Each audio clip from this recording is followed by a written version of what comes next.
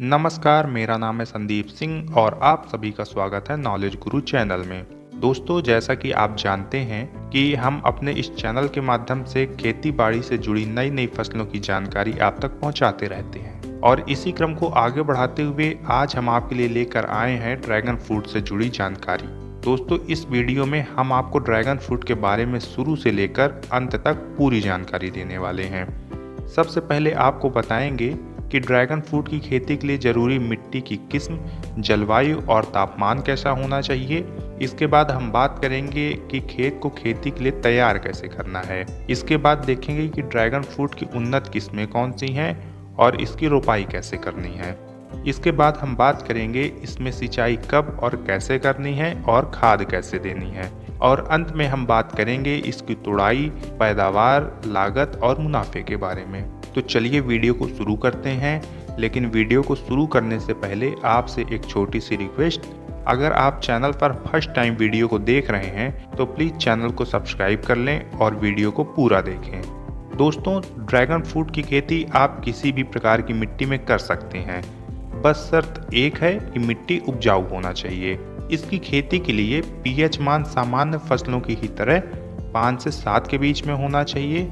अगर तापमान की बात करें तो ड्रैगन फ्रूट 10 डिग्री सेल्सियस से 40 डिग्री सेल्सियस तक के तापमान में अच्छे से ग्रोथ करता है। लेकिन अगर सर्दियों में पाला अधिक समय के लिए पड़ जाए तो इससे पौधे की ग्रोथ में निगेटिव इफेक्ट पड़ता है और उनकी ग्रोथ में कमी आ जाती है। सब मिलाकर बात करें तो ये पौधा कैक्टस प्रजाति का पौधा है और इसीलिए इसे कोई बहुत विशेष मिट्टी या तापमान की जरूरत नहीं पड़ती है। आप इसे कहीं पर भी आसानी से लगाकर इसकी उपज ले सकते हैं। अब बात कर लेते हैं कि रोपाई के पहले आपको खेत को तैयार कैसे करना है, और यही ड्रैगन फ्रूट की खेती का सबसे ज़रूरी हिस्सा है जिसको आपको बड़े ध्यान से समझना चाहिए। दोस्तों, सबसे पहले आपको अपने पूरे खेत में हल और रोटावेटर आदि चलवा कर खेत की मिट्टी को पूरी तरह से भुरभुरा बना देना है। मिट्टी को भुरभुरा बनाने के बाद आपको हर 10 फीट की दूरी पर लाइनों में 3 फीट चौड़ाई और 1.5 से 2 फीट ऊंचाई वाले बेड तैयार कर लेने हैं। जैसा आप वीडियो में देख रहे हैं ठीक वैसे ही। बेड को तैयार करने के बाद हर बेड में 6 फीट या 8 फीट की दूरी पर, जितना आप पेड़ से पेड़ के बीच दूरी रखना चाहें उतनी दूरी पर आपको सीमेंट के पोल लगा देने हैं।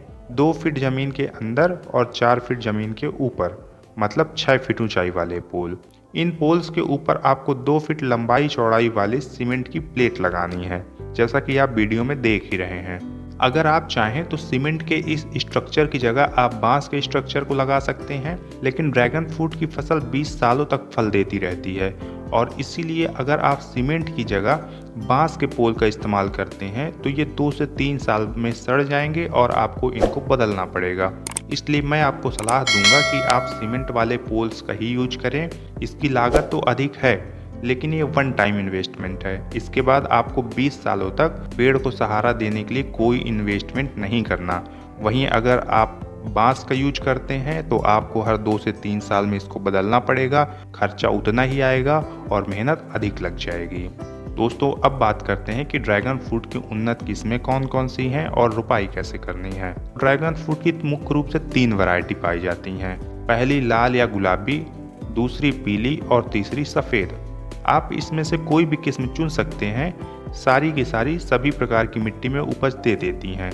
लेकिन अगर आप ज़्यादा मुनाफा कमाना चाहते हैं तो आप लाल या गुलाबी किस्म ही चुनें, क्योंकि इनकी डिमांड और इनकी कीमत दोनों ही हमेशा ऊंची रहती हैं। और वियतनाम, जो इस फल का सबसे बड़ा उत्पादक है, वहाँ पर भी सबसे ज़्यादा उत्पादन इसी किस्म लाल गुलाबी किस्म का ही होता है, क्योंकि इसका मार्केट रेट जो है वो पूरी दुनिया में सबसे ज़्यादा है। अगर रोपाई की बात करें तो ड्रैगन फ्रूट का एक पौधा आपको मार्केट में 20 रुपये से 40 रुपये के मूल्य पर आसानी से मिल जाएगा। अब पौधों के चुनाव के बाद रोपाई करते समय आपको सबसे पहले पोल के चारों ओर 1 फीट गहराई तक मिट्टी को खोद लेना है। इसके बाद हर गड्ढे में 4 से 5 किलो सड़ी हुई गोबर की खाद या वर्मी कंपोस्ट, जो भी आप यूज करना चाहें वो, प्लस नीम की खली और नीम का पाउडर अच्छे से मिट्टी के साथ मिक्स करके उन गड्ढों में डाल देना है, ताकि आपके जो पौधे हैं उनमें फफूंद आदि ना लगे। इसके बाद पोल के चारों कोने पर, जैसा कि फोटो में आप देख ही रहे हैं, चारों कोनों पर आपको 4 पौधों की 6 इंच गहराई पर रुपाई कर देना है और ऊपर से अच्छे से मिट्टी से ढक देना है। और हाँ, रुपाई आपको जून और जुलाई के महीनों में ही करना होता है, यही रुपाई का सबसे अच्छा समय होता है। और अगर आप रुपाई में लाइन से लाइन की दूरी 10 फीट और पौधे से पौधे की दूरी 6 फीट रखते हैं, जो कि मैंने पोल लगाते समय आपको बताई थी, तो आपको करीब 700 पोल और 2800 पौधों की ज़रूरत पड़ेगी। और अब बात कर लेते हैं कि इन पौधों की सिंचाई आपको कैसे करनी है और खाद कब कब देना है।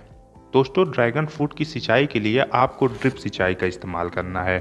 आपको फ्लड इरिगेशन बिल्कुल भी नहीं करना है, क्योंकि ये कैक्टस या नागफनी प्रजाति का पौधा होता है जो ज़्यादातर रेतीले क्षेत्र में उगते हैं और इनको पानी की बहुत कम ज़रूरत होती है और ये सूखे में भी काफ़ी अच्छे से ग्रो कर सकते हैं।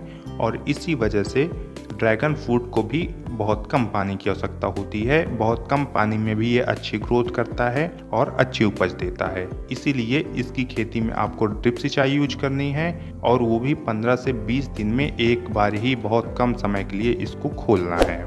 और इस बात का खास ध्यान दें कि पौधों के आसपास पानी का भराव बिल्कुल भी ना हो और इसी वजह से बेड में इनको लगाया जाता है। सिंचाई के बाद अगर खाद की बात करें तो साल में आपको इन्हें 2 बार जैविक खाद देते रहना है, ताकि ये अच्छे से ग्रो करते रहें और इनकी उपज अच्छे से आती रहे। लेकिन हाँ, इस बात का खास ध्यान रखें कि खाद आपको जैविक ही डालनी है, रासायनिक खाद का बिल्कुल भी प्रयोग नहीं करना है। और अंत में हम बात कर लेते हैं इसकी तुड़ाई कब की जाती है, पैदावार कितनी आती है, इसमें लागत कितनी लगती है और अंततः मुनाफा कितना होता है। दोस्तों, इसके पौधे में 10 से 12 महीने में फल आना शुरू हो जाते हैं, लेकिन रुपाई के 10 से 12 महीने में जो फल आते हैं उनकी मात्रा काफ़ी कम होती है। अगर आप रुपाई जून जुलाई के मौसम में करते हैं तो अगले ही वर्ष जुलाई महीने से इनकी हार्वेस्टिंग शुरू हो जाती है और करीब अक्टूबर महीने तक 2 से 3 राउंड तक चलती रहती है और अक्टूबर महीने तक में पूरी हो पाती है। अगर पैदावार देखें तो पहले साल 1 एकड़ से करीब 500 से 600 किलो पैदावार ही आ पाती है, इससे ज़्यादा नहीं आएगी। लेकिन दूसरे वर्ष से ये उपज बढ़कर 6 से 7 टन हो जाती है और बढ़ते बढ़ते अच्छी देखरेख के साथ ये उपज बढ़कर 10-11 टन तक भी पहुंच सकती है। और अगर इसकी बिक्री देखें तो अभी इसका रेट 150 से लेकर 200 रुपये प्रति किलो थोक भाव में आराम से मिल जाता है। अगर हम इसे 150 रुपये प्रति किलो भी मान लें तो पहले साल जो कुल बिक्री होगी वो होगी 150 गुने 500 बराबर 75,000 रुपये की। लेकिन दूसरे साल ये बिक्री होगी 150 गुने 6,000 बराबर 9 लाख रुपए की।